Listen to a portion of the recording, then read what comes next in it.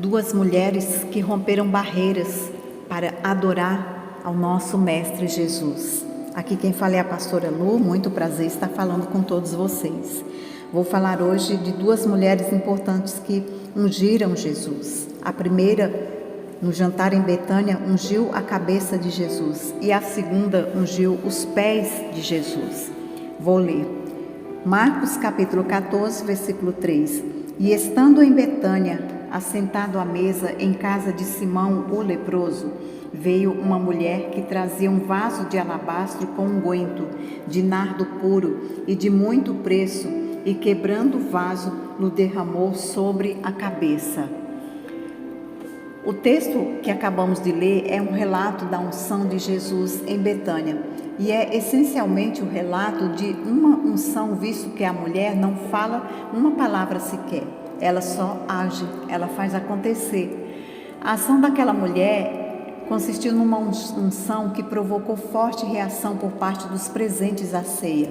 Os presentes ali se indignaram com a atitude daquela mulher de ungir Jesus com perfume. E o texto principal, qual o principal motivo da indignação foi o desperdício nesta ação da mulher. Ela derramou perfume da melhor qualidade sobre a cabeça de Jesus e esse perfume custava o salário de 1 ano de trabalho, como diziam eles. E alguns houve que em si mesmos se indignaram e disseram: para que se fez esse desperdício de unguento? Ali também a indignação daquelas pessoas pode ter sido também porque a mulher invadiu um lugar essencialmente de homens. As mulheres entravam na sala de refeição naquela época somente para servir. E essa mulher entra sem falar nada e age. E sua ação causa um grande impacto. Mas sabe-se também que o ato de ungir era amplamente praticado no meio judaico. A unção era muitas vezes uma cortesia da dona da casa ou do dono da casa para com o visitante. Já a unção na cabeça era essencialmente um ato dos profetas e sacerdotes do povo de Israel. Com este ato proclamava-se pessoa ungida rei. No texto, essa mulher, sem pedir permissão, pratica um ato messiânico que era efetuado apenas por homens. E com este ato, a mulher declara, reconhece e testemunha Jesus como Messias. A mulher, ela age, ela vai, é uma ação certeira, ela faz a coisa certa, na hora certa. E Jesus reconhece isto. Jesus percebe que ali ela não mediu esforços, que ali ela fez o que pôde. Como naquela época também, hoje, gestos que transmitem e traduzem amor pelo nosso Senhor Jesus podem ser certamente e com certeza alvos de críticas, provocando indignação de certas pessoas. Todo e qualquer gesto em direção a Jesus em nossa sociedade, onde o acúmulo e lucro são os valores predominantes, receberão críticas e vaias. Mas aquela mulher, ela mesmo sendo criticada, ela vai e ali unge a cabeça do Senhor Jesus. A segunda mulher é a pecadora que ungiu os pés de Jesus. No livro de Lucas, no capítulo 7, versículo 36, nos fala assim: um dos fariseus convidou-o para comer com ele, e entrando em casa do fariseu, reclinou-se à mesa. E eis que uma mulher pecadora que havia na cidade, quando soube que estava à mesa em casa do fariseu, trouxe um vaso de alabastro com bálsamo. Estando por detrás aos pés, chorando, começou a regar-lhe os pés com lágrimas e os enxugava com os cabelos de sua cabeça, e beijava-lhes os pés e ungia-os com bálsamo. A mulher pecadora, ela ungiu, lavou os pés de Jesus e regou os pés de Jesus com suas lágrimas. Ali ela nos traz grandes lições. Ali muitos naquela hora começaram a criticar aquele ato dela. E muitos também começaram a falar sobre o suposto Messias, de tal forma que todos ao qual compunham este grupo religioso ficaram sabendo. Simão ali, ele não chamou Jesus para um jantar porque queria saber o que Jesus tinha, ou porque queria estar perto de Jesus, mas sim, as suas intenções era literalmente testar Jesus. Era realmente saber se Jesus era o enviado, ao qual todos anunciavam a sua fama pela cidade.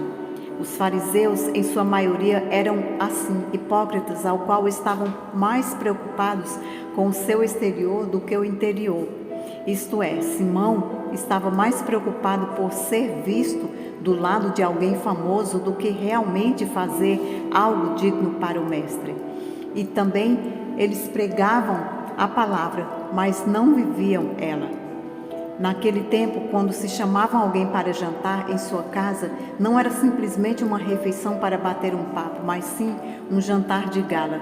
Também ao convidado eram realizados atos simbólicos, atos litúrgicos como sinônimo de uma boa hospitalidade. A primeira coisa que se fazia era mandar o seu servo lavar os pés do convidado. A região da Palestina naquela época era composta por muita areia e terra. Sendo assim, quando um viajante estava por essas regiões, seus pés facilmente ficavam sujos. Isso simbolizava hospitalidade. Em seguida, o que convidou iria até ele e o dava um ósculo santo, ou seja, um beijo na testa, simbolizando boas-vindas. E para finalizar, ungia a cabeça com azeite, simbolizando respeito. Jesus aceitou o convite, mas em nenhum momento a Bíblia nos diz que Simão foi hospitaleiro com ele ou sequer recepcionou de forma digna. Isto nos comprova que realmente aquele homem o havia chamado para o testar. Jesus entra e se assenta na mesa. E estando por detrás, aos pés, chorando, começou a regar-lhe os pés com lágrima e enxugava-lhes os cabelos de sua cabeça. Enxugava-lhes os pés do Senhor Jesus com os seus cabelos e beijava-lhes os pés e ungia-los com unguento. Tudo aquilo ao qual o fariseu tinha esquecido de fazer com Cristo, aquela mulher fez aos pés de Jesus. O interessante é que ela não se importou que viriam a falar mal dela ou se era benquista dentro daquela casa, diante daqueles que ali estavam. Ela apenas foi quebrando a barreira, o preconceito, e foi direto para os pés de Jesus. Não quis saber de assentar à mesa ou ficar olhando de longe.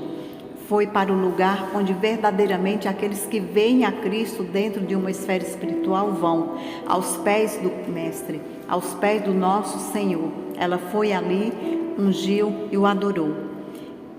Ali em Apocalipse capítulo 1 nos diz: "E eu, quando vi, caí aos pés como morto, e ele pôs sobre mim a sua destra, dizendo-me: não temas, eu sou o primeiro e o único."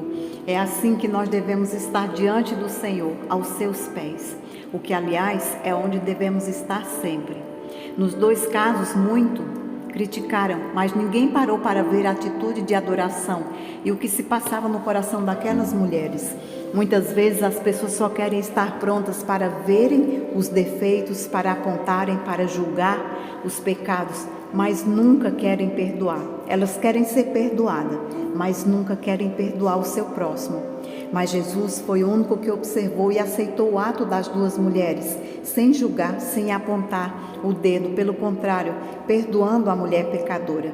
Talvez você esteja numa dessas situações, sendo apontada por muitos, todos sendo apontado por muitos ao seu redor, e muitas vezes até se sentindo inferior a muitos. Mas Jesus hoje te chama, Jesus te perdoa e tem visto tuas lágrimas e conhece o teu coração, o que muitos podem olhar para você e somente apontar. Jesus conhece você de perto, Jesus conhece o teu coração e te perdoa. Entrega a tua vida ao Senhor e esteja aos pés do Mestre sempre.